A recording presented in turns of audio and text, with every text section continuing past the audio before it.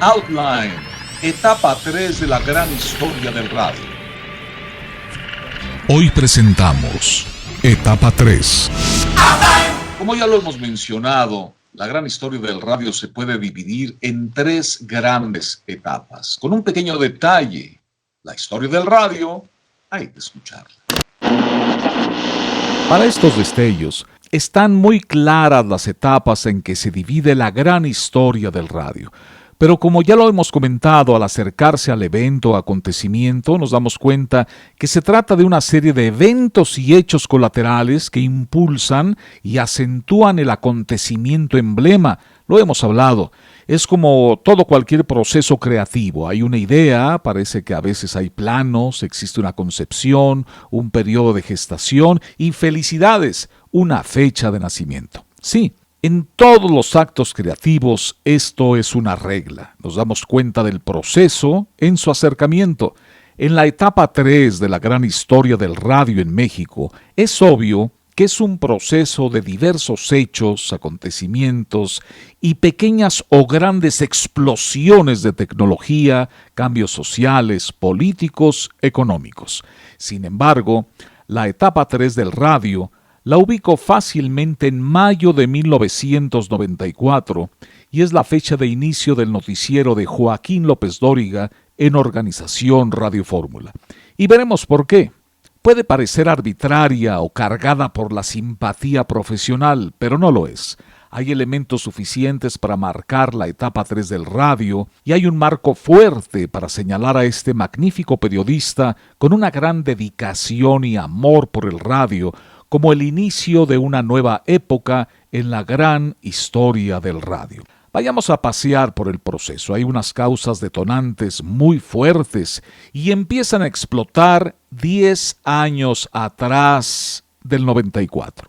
La primera es la aparición del disco compacto, o por mejor decir, el uso profesional por las estaciones del radio del disco compacto. Esto ocurre en 1984. Aquí empezó a cambiar todo. Esta revolución tecnológica borró el reinado del disco del 45, el cual tuvo una duración de cerca de 30 años. En este reinado incluimos el uso de cartuchos de cintas en donde se grababan las canciones para conservar el sonido original del disco de 45 o LP. El uso de los nuevos discos compactos se escuchó fuerte en las estaciones de FM.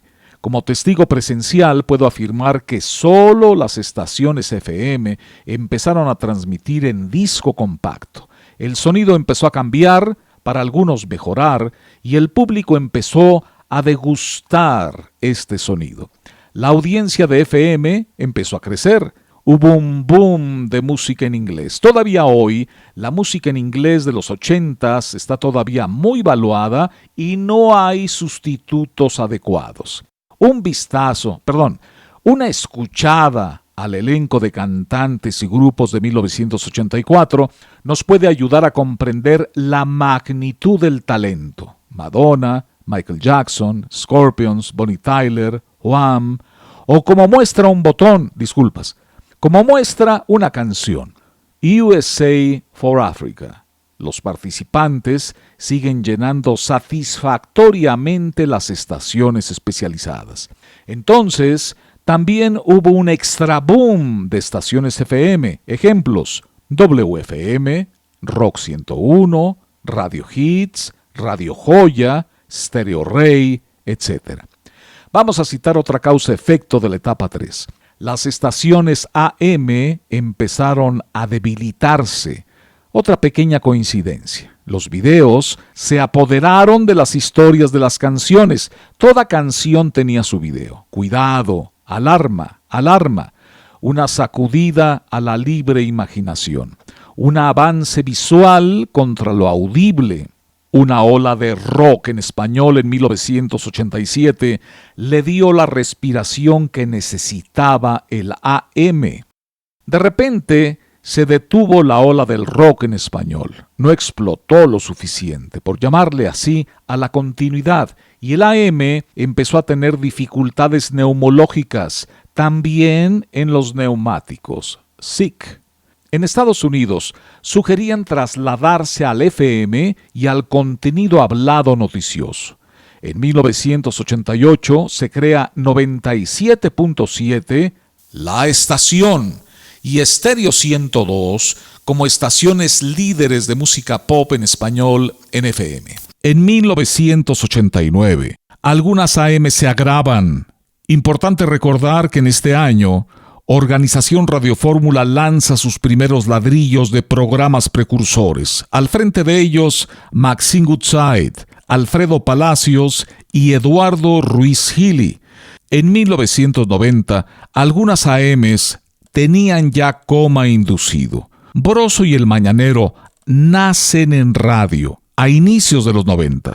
Estuvieron más de 10 años al aire en Grupo Asir. Mientras tanto, lo visual avanza en la música en deterioro del audio. La música empezó a hacerse más visual, si se me permite este término. La tecnología avanzaba.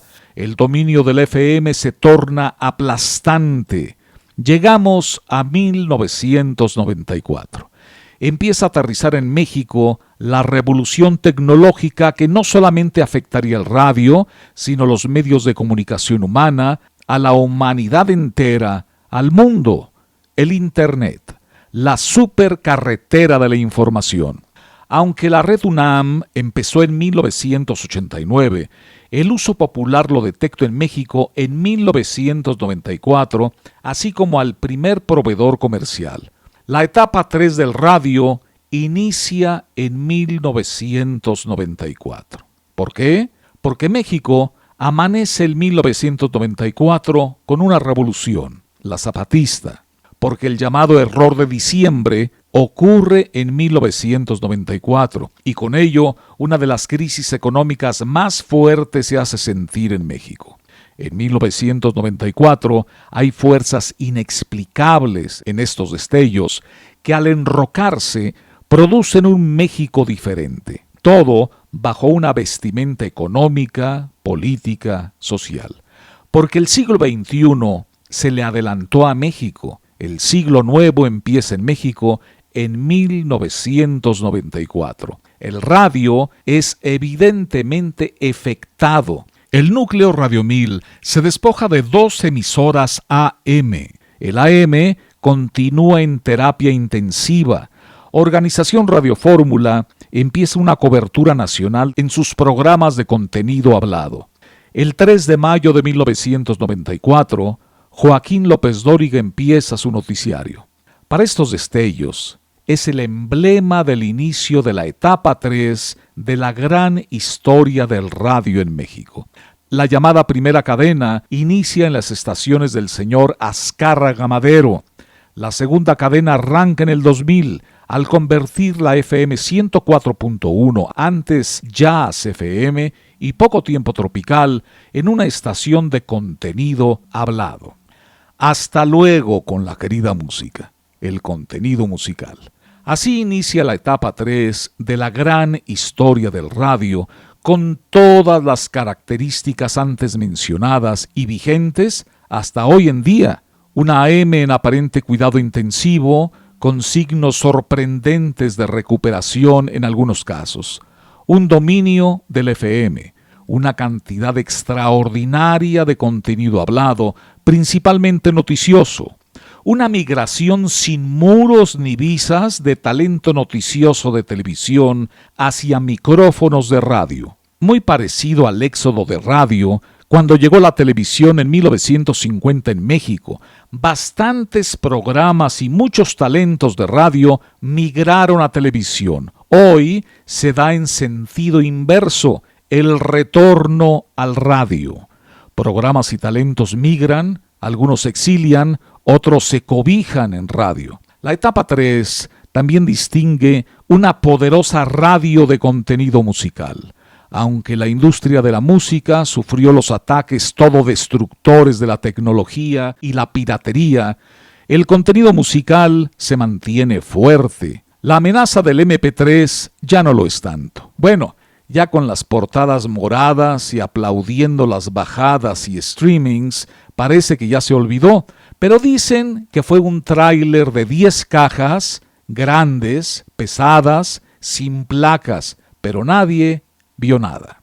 Ok, dicen algunos infantes que los ciclos se terminan, que los ciclos son así. Bueno. Otras características. La vida privada dejó de serlo. El inicio fue en el mundo del espectáculo. En Estados Unidos le llaman el colapso de la vida pública. Paralelamente, crece un tipo de radio extremo, de lenguaje extremo, irreverente, con un discurso que polariza y divide. Un tipo de radio es así, extremo, como los rudos plus de la lucha libre. Por fortuna, recientemente, cercano al cumpleaños 100, el tipo de radio unificador, tolerante, de lenguaje global y respetuoso, acentúa su personalidad. Una más. Las redes sociales son parte del radio en esta etapa 3, donde el público juvenil parece entenderse con las rocolas digitales, es decir, los playlists. Pero en las rocolas hay menos humanos, amigos. Pero esto ya es frontera de otro tema. Gracias por estar en Outline Radio. Jaime Kurt, al habla.